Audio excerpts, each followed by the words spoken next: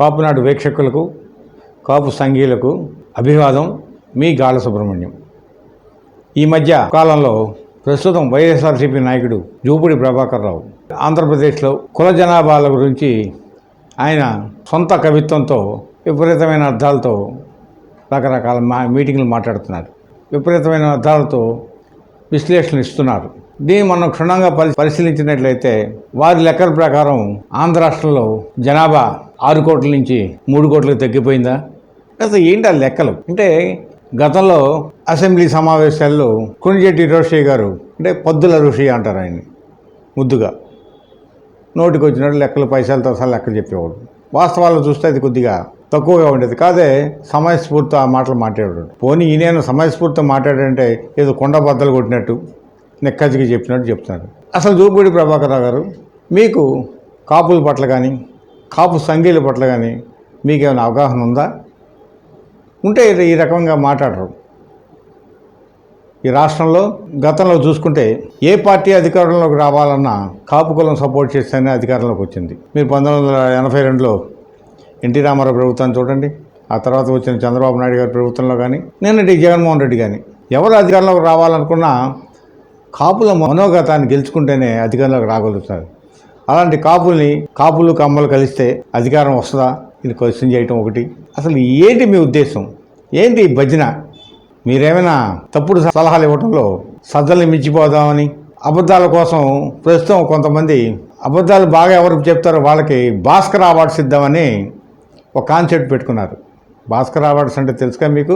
అత్తారింటికి దారేదిలో బ్రహ్మానందం గారు ఎవరు నాకు అవార్డు ఇవ్వకపోతే వాడే ఒక అవార్డులు పెట్టుకున్నాడు, భాస్కర్ అవార్డ్స్ అని. ఆ అవార్డు కోసం మీరు ఏమైనా ప్రయత్నం చేస్తున్నారా? అంటే సజ్జల్ని మించిపోదాం అనుకుంటున్నారా అబద్ధాల్లో? ఏంటి మీ ఆలోచన విధానం? రాష్ట్ర జనాభాలో అత్యధిక జనాభా కలిగిన కాపులు కానీ, ఎస్సీలు కానీ, ఎస్టీలు కానీ, మైనార్టీలు కానీ, వీళ్ళందరినీ తక్కువ చేసి చూపించి అటు రెడ్డి సామాజిక వర్గాన్ని ఎక్కువగా చేసి చూపించడం. మీకు ఒక విషయం గుర్తుందా? మీకు అసలు ఎమ్మెల్సీ పదవి ఎలా పోయింది ఒకసారి చెప్పండి. ఈ కొండేపీలో మీ ఓటమి కారకులు ఎవరు? మమ్మల్ని చెప్పమంటారా? ఆనాడు ప్రకాశం జిల్లా రాజకీయాల్లో ఉన్న బాలినేని శ్రీనివాసరెడ్డి కానీ, వైవి సుబ్బారెడ్డి కానీ, వీరిద్దరూ మీరు కొండేపీలో పోటీ చేసినప్పుడు దగ్గరుండి మిమ్మల్ని ఓడించారు. ఎందుకో తెలుసా? మీరు గెలిస్తే మంత్రి పదవి అడుగుతారేమో మీ సామాజిక న్యాయమైన కోణంలో, మిమ్మల్ని గెలిస్తే మేము వాళ్ళు మినిస్టర్ అవ్వలేమో అనే ఉద్దేశంతో మిమ్మల్ని ఓడించారు. అలాంటిది మీరు వాళ్ళని వదిలేసి మాది పట్టుకుంటారేంటండి జూపూడి గారు? అసలు మీకు ఎమ్మెల్సీ ఎలా పోయింది అనుకుంటున్నారు? మీ ఓటు తెలంగాణలో ఉంది, మీ ఆధార్ కార్డు తెలంగాణ ఉంది. మా జగన్మోహన్ రెడ్డికి తెలంగాణ వాళ్ళు తప్ప ఆంధ్ర వాళ్ళది రుచి ఉండదు.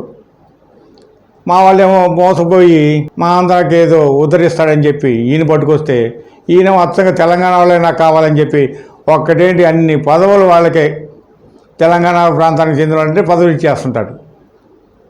దానికి ఏదో చిన్న కారణం అక్కడ వయ్యా ఇలా ఆంధ్ర వాళ్ళని చెప్తుంటాడు. ఇన్ని విషయాలు చెప్పిన తర్వాత కూడా మీరు మాట్లాడటం ఏంటి? అసలు మీ సామాజిక వర్గంలో మీరు కాపులంతా అటేని చెప్పడం ఏంటి? మీకు తెలుసా కాపులంతా ఇటు పక్క ఉన్నారని? మీ వైసీపీలో ఉన్న కాపుల సంగతి ఏంటి? సిగ్గుంటే వైసీపీలో ఉన్న కాపులారా, జూపిడి మాటలకి సిగ్గుపడి బయటికి రండి. ఖమ్మా కాపు ఐక్యత వద్దిల్లాలని చెప్పి ఆయన చెప్తున్నాడు. నిజమే, మీ కోరిక ఎలా ఉంటే అలాగే చేద్దాం. ఈ రాష్ట్రంలో మేము కానీ అటు పొంగితే డెఫినెట్గా అది రాష్ట్రంలో ఒక సంచలనాలకు దారితీస్తుంది. మీకు తెలుసో తెలియదు.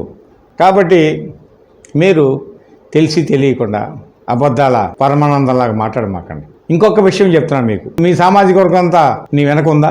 వాళ్ళ రాష్ట్రంలో మేము దళితులకేని డబ్బు పంజారం చేస్తున్నాం అని ఇష్టం వచ్చినట్టు మాట్లాడతాడు. మీరు నెలకి ఇచ్చేది ఎంత?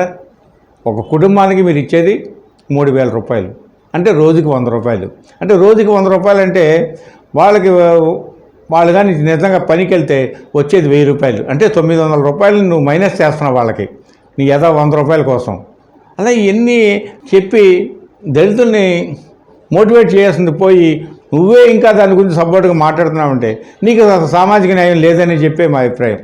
నువ్వు అటు చంద్రబాబు నాయుడు దగ్గర ఉంటే ఇటు వైఎస్ఆర్సీపీ కోవర్ట్గా పనిచేస్తావు. ఇప్పుడేమో రివర్స్ అయిందేమని అనుమానం. ఎందుకంటే జగన్మోహన్ రెడ్డికి తప్పుడు సలహాలు అందజేస్తూ వాళ్ళ కోనసీమలో కాపు సామాజిక వర్గం, మాల సామాజిక వర్గం, సెట్టిబల్జీ సామాజిక వర్గం 3 ఐక్యతో ఉన్నాయి, కలిసి అక్క బావ అన్న తమ్ముడు అన్నట్లాగా ప్రయత్నిస్తుంటే నువ్వు వచ్చి నోటికి వచ్చినట్టు మాట్లాడటం. ఆ విషయంలో నువ్వు చివాట్లు తినలేదా? క్షమాపణ చెప్పలేదా? ఎందుకు నీకు ఈ నోటి దూల?